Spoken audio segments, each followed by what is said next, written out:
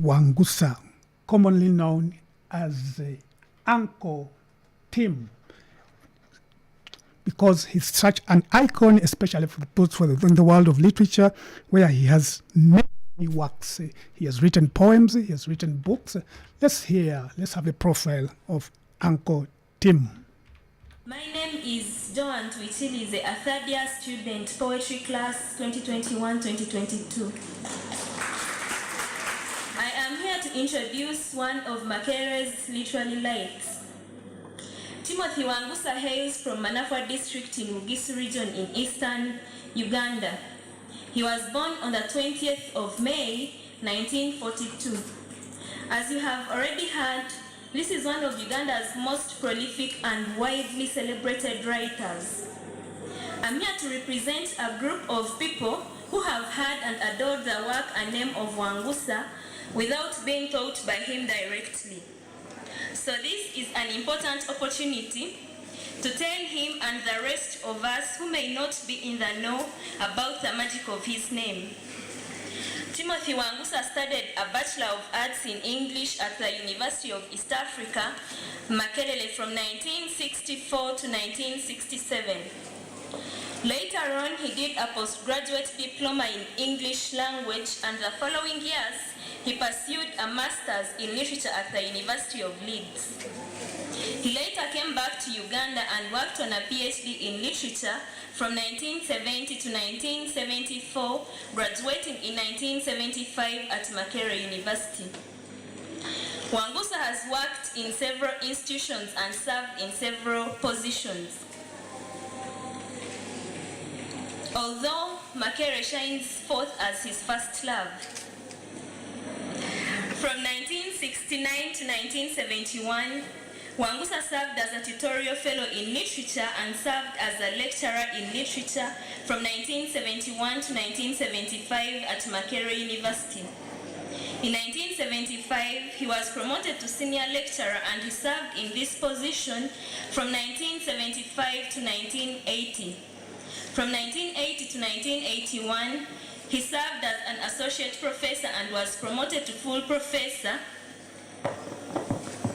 of literature and served in this position until retirement from Makerere University in 2001.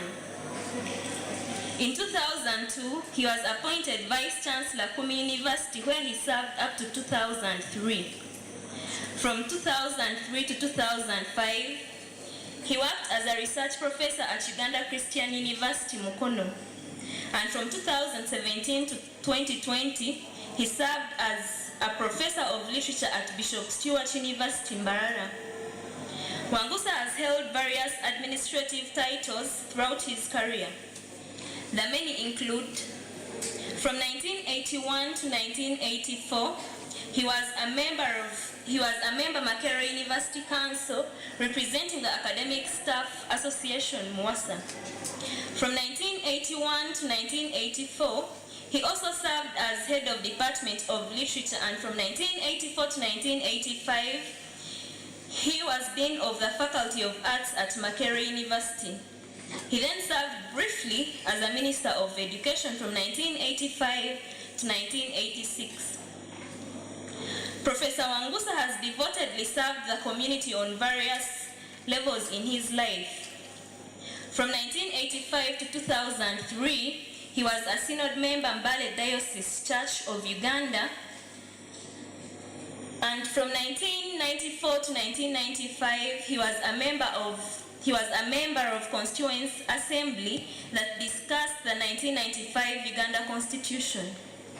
From 1990 to 2001, he was the chairman board of governors Butil Teachers College. From 1991 to 2017, he was the vice chairman Luma Saba Language Academy. From 1992 to 1995, he was a board member Uganda National Cultural Center. From 1997 to 2000, he ran a column titled Between the Link in the Daily Monitor. In 2000, he was a member of Luma Saba Bible Translation Team and Review Committee. In 2001, he was the President International Pen Uganda Center. From 2001 to 2017, he was a senior presidential advisor on literary affairs, and when we get a chance, we shall ask him what his exact role was there. The man I'm introducing is a renowned writer whose first book was a poetry collection, Salutations Poems, 1965 to 1975, followed by his novel Upon His Mountain in 1989, a book that has sold the Wangusa name like hotcakes to most of us gathered here. Then came A Pattern of Dust Selected Poems, 1965 to 1990, by Fountain Publishers, one of the sponsors of this event. Wangusa has over 14 titles to his name and is still counting. Distinguished guests, I hope you begin to see the rich feast Wangusa has offered and continues to serve us and the reason we are here this afternoon.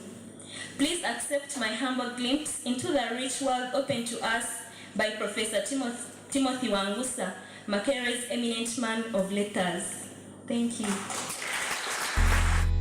Take a walk of literature in the Journey program, a memorable walk of life into creative writing, arts, fiction, and non-fiction every Saturday from 12 to 1 p.m. only on UBC Radio. From Julius Ochwinyo to Susan Chiguri to Jack Mapanje, join us on the journey as we take you into the lives of various writers in the world of literature. The Journey on UBC Radio.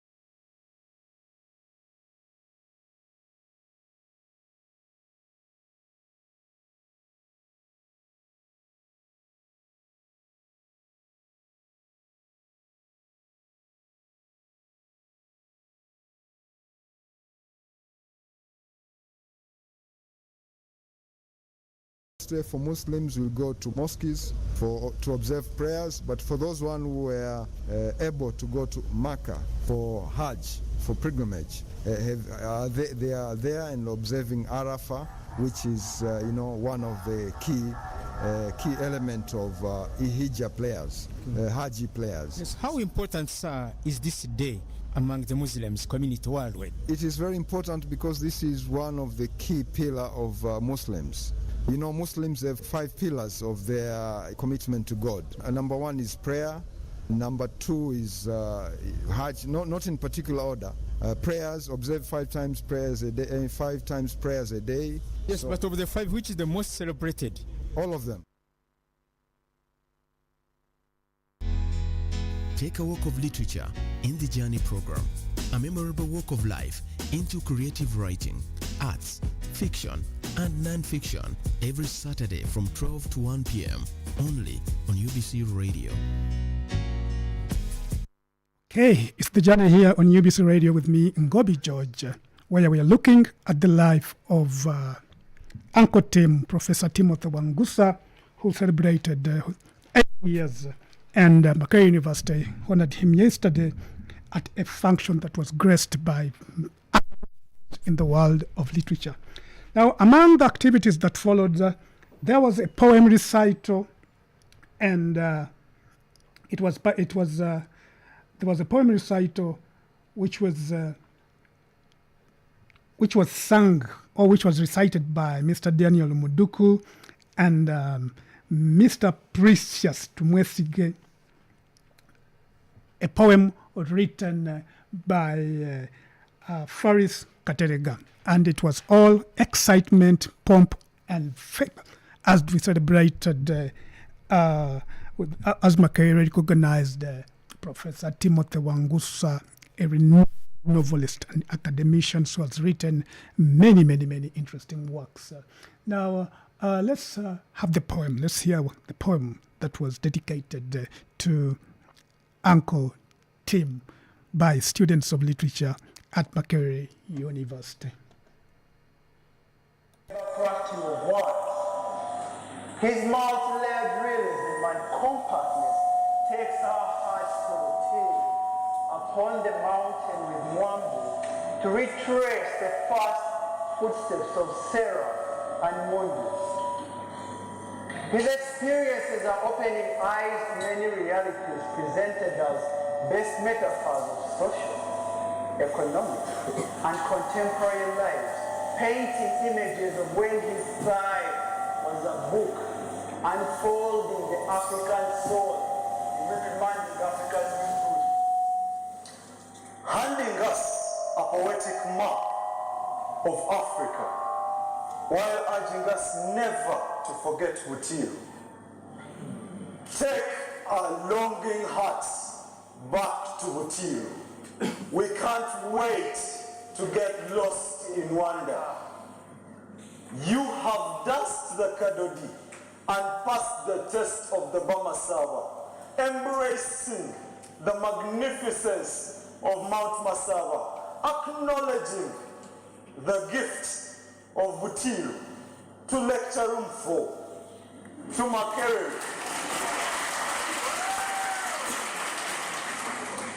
Our hearts are in Butebo and Makerere. Take a walk of literature in the Journey program, a memorable walk of life into creative writing, arts, fiction, and non-fiction every Saturday from 12 to 1 p.m. only on UBC Radio.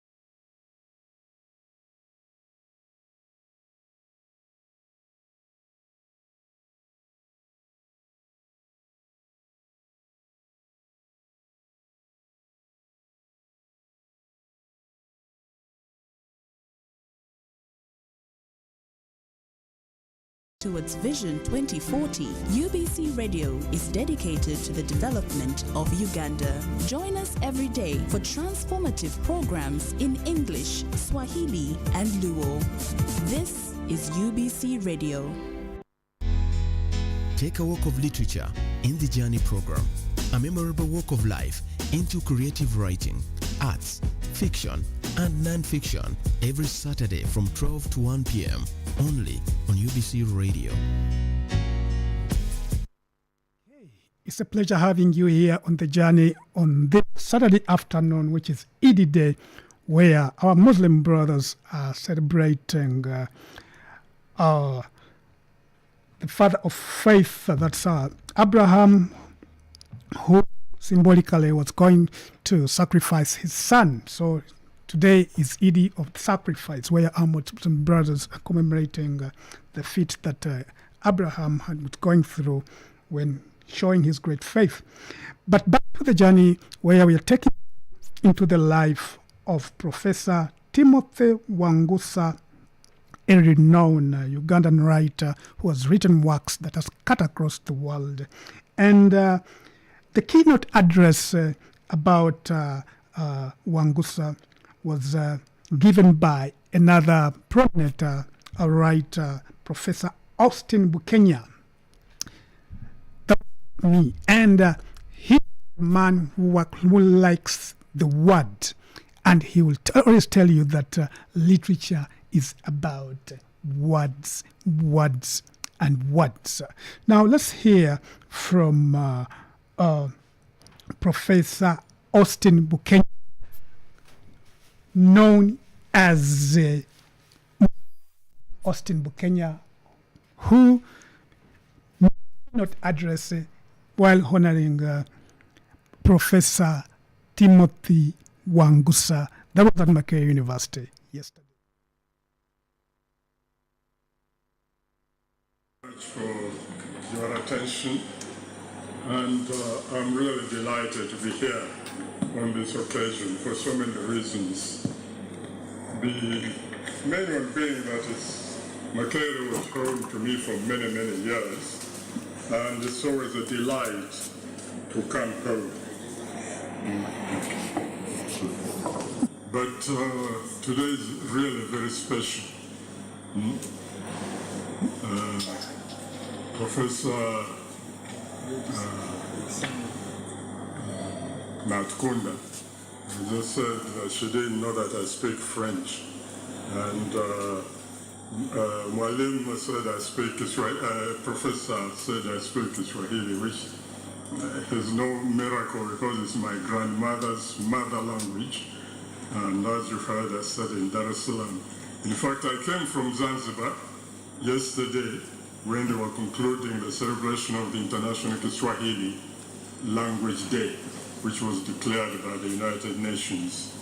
But I was supposed to be there a little longer, but I said I could not miss this particular occasion. And especially, it gave me an opportunity to apologize to Professor Wangusa, because when we had our family celebration of his birthday, I was ready to come, but as the title of a play has it, something happened to me on the way to the party. I had an allergy and I had a very swollen face and bloodshot eyes, and so I said, this is not the time to go. And of course, the professor understood. Mais, Professeur Natkunda, je suis très honoré par cette invitation. Je vous remercie vivement. So, Ghana Vice Chancellor, Professor representing, but you are the Vice Chancellor, and all our leaders, the principals, the deans, professors, and all other university officials. I feel very, especially my head of department, Professor Dr. Nantani. I'm very glad to be here, and I'm sure you and your colleagues did a lot to get me here and contribute briefly to honoring Professor Wangusa. I had put a few historical mentions in my reflections, but I said, no, why should I bother? Because I think most of the things are already said by this gentleman in his own book, his autobiography, which I hope we have the honor to launch today. And as it happens, you saw the young lady, Joan, who gave us a breakdown. But there are some things which I will have to say because they are very close to me. And as you'll notice, maybe I speak more about myself in my keynote than about Professor Wangusa. So let me just very briefly say a few things that I wanted to say.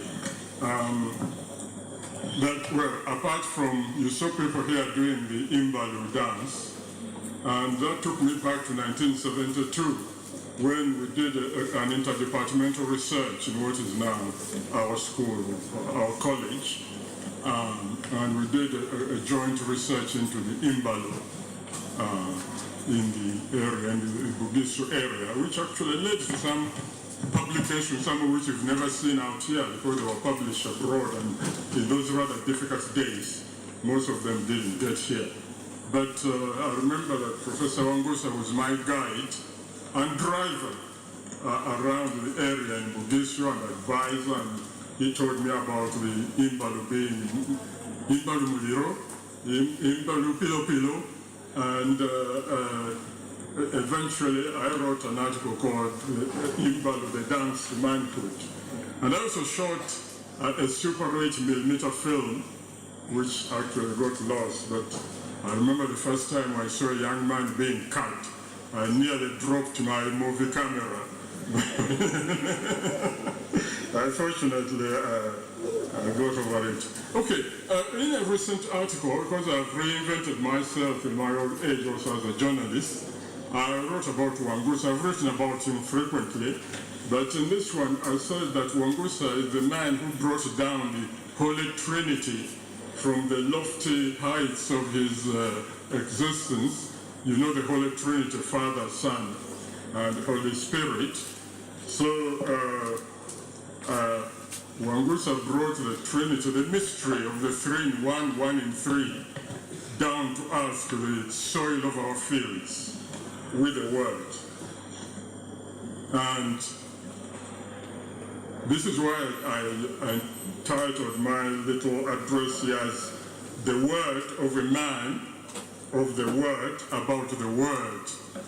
So you can see that my focus here is, well, that admiration for Wangusa being a wordaholic, a wordsmith, a word magician. Well, that is what poetry is all about. And the professor read my newspaper article I write for a Kenyan paper called The Nation, which actually we read here quite frequently, the sister paper of the Monitor. And he said very wryly, in his characteristic humor, that it is only you, Austin, who could make such a statement about a man bringing the Trinity down to earth. But I was actually referring to his poem, a three-line poem which he wrote about the Trinity, and it goes like this. The Father in the root, the Son in the shoot, the Spirit in the fruit. And that is the Trinity. The Father in the root, the Son in the shoot, the Spirit in the fruit. And I admire that. But of course, one of the things which attract to him, I mean, is selfish, because we all like to be appreciated. And Professor Wangusa has been one of the persons who have dearly and consistently and very generously encouraged me in my writings and actually complimented me more than I would have expected. in a reference, a response actually to one of my poems called Woman, like that woman, which I dedicated to my sisters at Femrite. Hilda Tonjero there remembers it, and she actually published it in one of her collections. Timothy Wangusa says that I'd actually written a Shakespearean sonnet. Now, I was startled because he called it a Shakespearean sonnet for the World Wide Web age. I call the professor's criticism, critique actually, not criticism, but the critique, the appreciation. I called it startling because I was not aware of what I'd done until he pointed it out with glaring textual evidence, as a great critic should do. So he told me I was maybe cleverer than I knew. But incidentally, I've mentioned Shakespeare, and this is the last time I will mention Shakespeare in my presentation. And I will not quote a single line from Shakespeare, from this poet, as I know, although I know that the professor actually, and I like this poet and respect him for his creativity. But the reason I'm not going to mention this gentleman again is I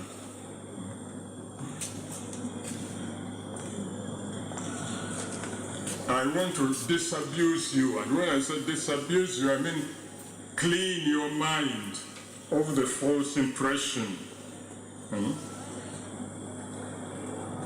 and the claim that literary studies about idle people reciting to one another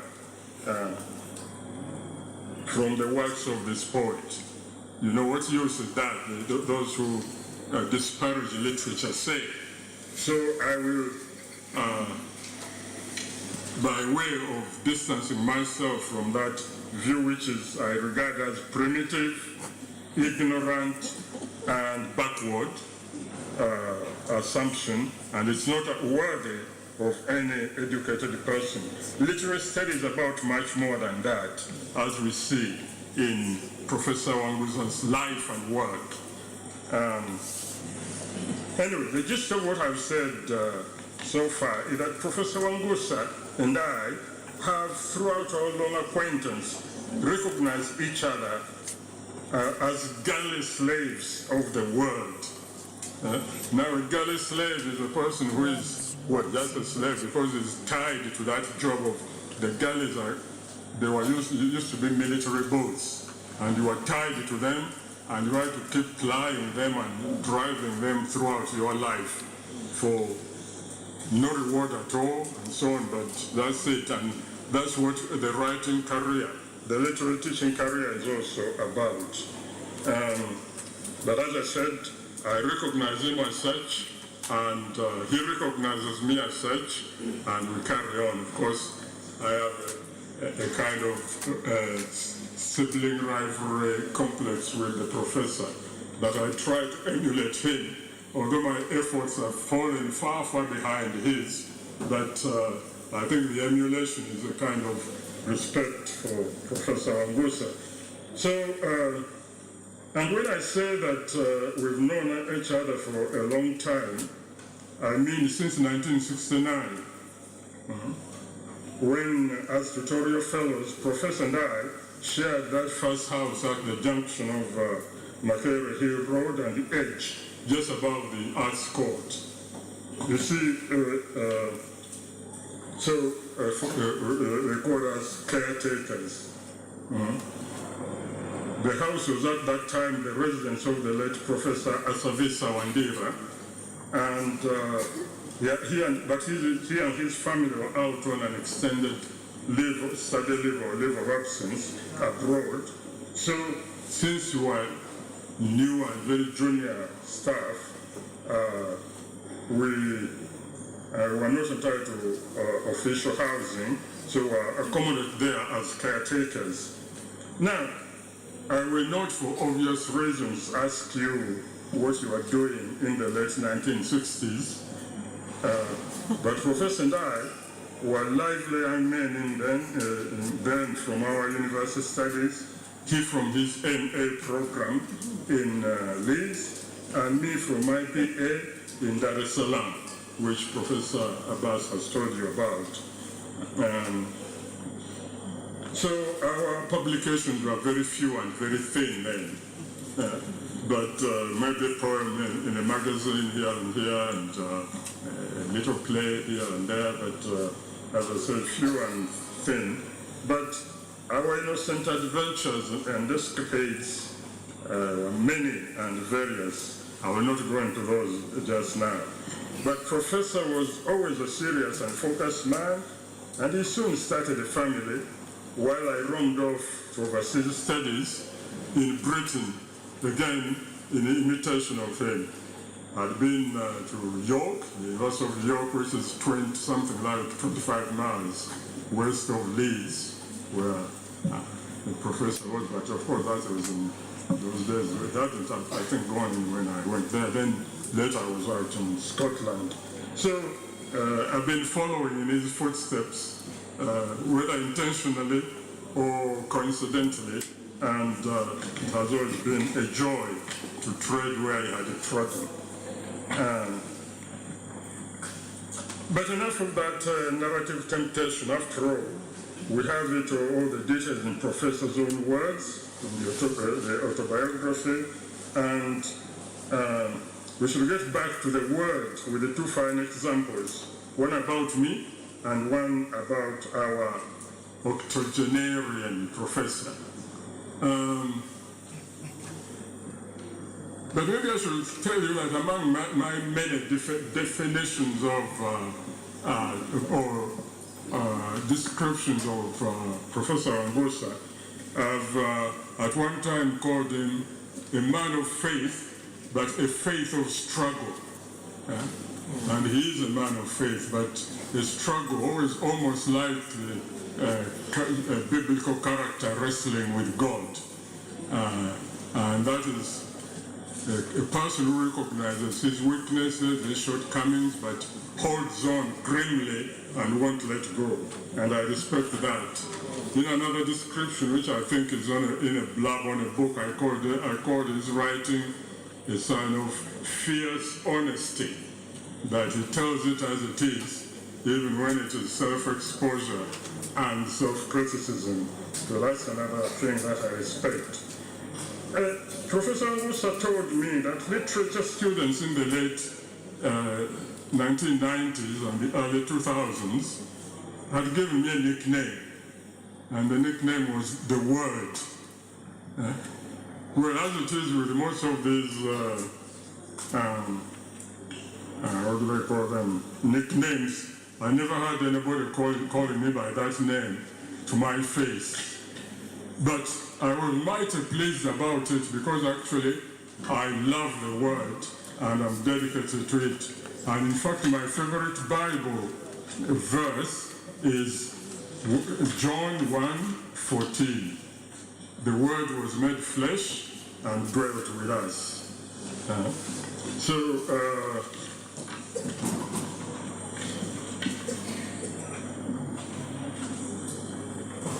But incidentally, Professor Wangusa and I also are lovers of the King James Bible, from which I just quoted. Maybe I may need also to say it eventually, later from, but let's see, I'll let you.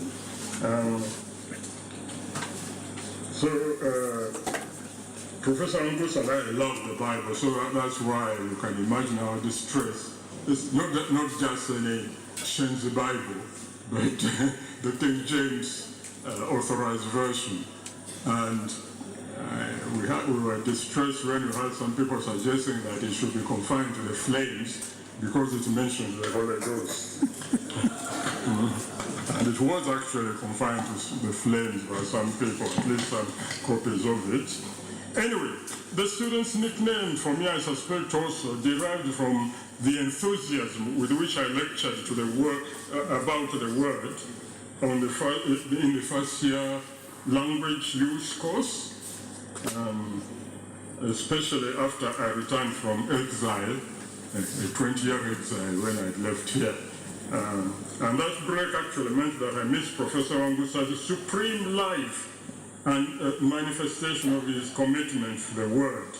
This was his professorial inaugural lecture, A Wordless World, A Wordless World.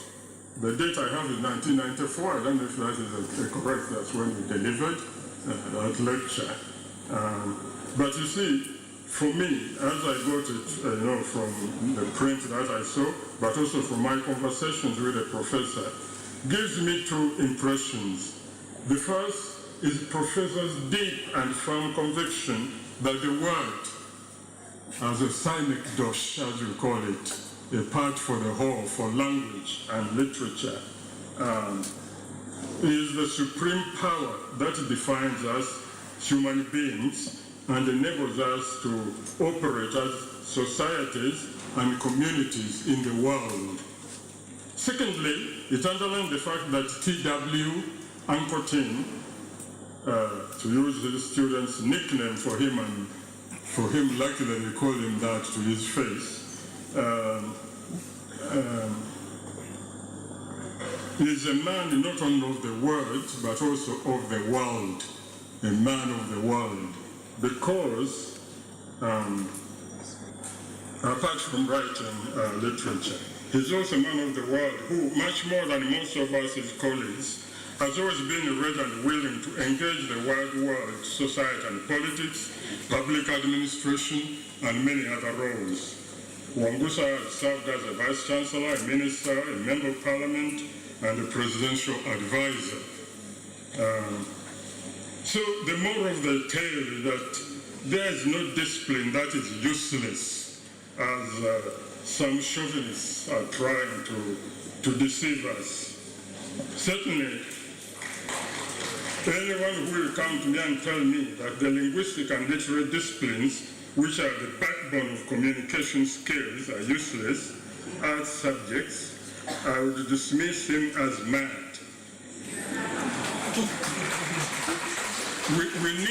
We need scientific disciplines to skill us in technical operations, but we equally need the humanities to make us just that, human and humane agents. I use the Kiswahili slogan, wamewambia kwamba nazungumza Kiswahili, mara nyingi najiita Mswahili mimi mwenyewe kama nilivyowaambia, na uhusiano mkubwa sana na Waswahili. The word I want to teach you today is what I always call all the people I love like you. I call you wapendwa. Professor Kivuli, mpendwa wangu. Jenalo, mpendwa wangu. And I really love that. But as I said, I was talking actually once with students in Kenya at what is called the Jaramogi Oginga Odinga University of Science and Technology. And I coined this word, which I called to establish that balance between technical competence, scientific competence, and cultural decency, the humanity. I use the word akili na adili. Akili is the technical skill, the cleverness, and so on. And then that adili is the ethics. So the skills and the ethics. And if you lose a balance in that in any individual or in any society, you are a faulty society. One of my friends in Kenya, where I taught, a dramatist, a very famous dramatist, David Mulwa, people studied his play Redemption here some time back, said that trying to go ahead only on the sciences, what some people are trying to do these days, is like trying to walk along on one foot. If you want to go ahead only on the akili, you'll be a faulty human being, and your society will be a faulty society. So we need that balance. In fact, I said that maybe we should try and do is the arts or the liberal studies more scientific and make the sciences more humanistic. So that's the Akilina. Take a walk of literature in the Journey program. A memorable walk of life into creative writing, arts, fiction, and non-fiction every Saturday from 12 to 1 p.m. only on UBC Radio. Literature Review is rooted in the past, resounds in the present, and moves us into the future. The Journey on UBC Radio.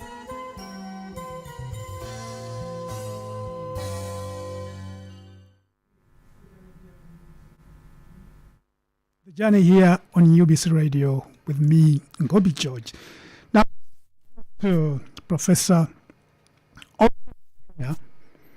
making key progress of Professor Timothy Wangusa as part of the celebrations of Makerere marking 10 of existence. So, Professor Timothy Wangusa was the first graduate of a PhD at Makerere University. Now, likewise, Professor Butebo is also a poet. The one I'm listening to is a poet, a novelist, and actor. And he was a theater and inspired to become a writer by his parents, who were strong believers of Uganda traditions. This in everyday life was also a part of Austin Bukenya's education, who grew up in a Ugandan village where he witnessed numerous performances of children's traditional songs and dances, games and rhythms that inspired and influenced his writing career. Austin wrote his first prize-winning play in 1964 based on stories told to him by his mother, and he has since written numerous plays and radio dramas, but only to publish two of his plays, that is The Secret and The Bride. The Bride was once taught on the syllabus, literature syllabus. The Bride was once taught on A-level, but it still keeps on recalling. And among our works include the Mum of Nswambi. We've talked about The Bride, a play in 4 parts, and John Uganda's The Floods, among others. He also taught in Kenya at Kenyatta University and also Beirut University and the Department of African Studies in Germany. In his recent publication, The Hole in the Sky, which focuses on the need to protect the environment and honors the late Kenyan environment activities, that is the Nobel laureate, that is Wangari Maathai. So he's also a renowned scholar. But the main celebrations were honoring Timothy among his famous plays.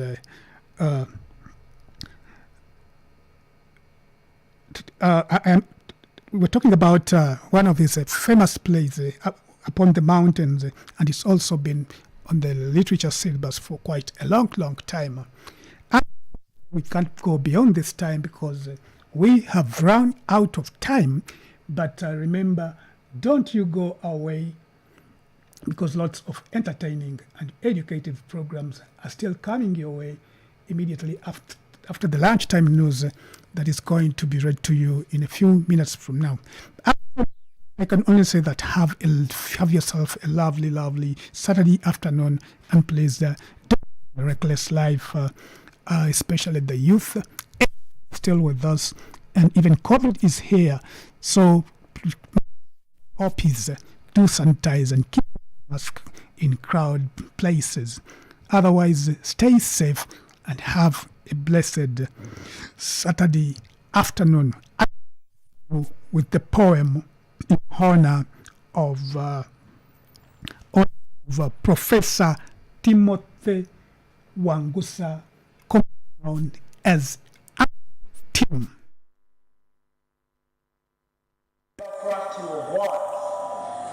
His multi-layered realism and compactness takes our hearts to the tail upon the mountain with Mwambu to retrace the fast footsteps of Sarah and Moses.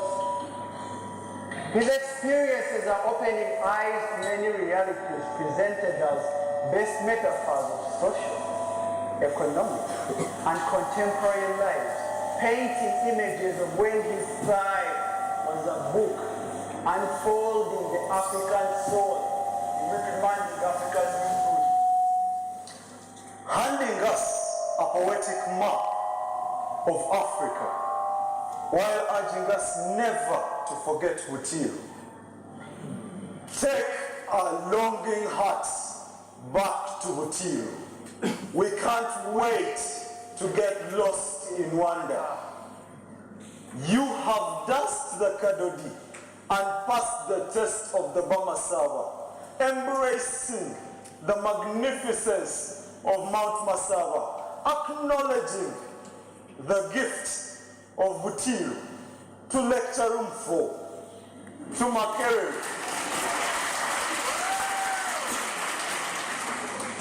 Our hearts are in Butebo and Makerere.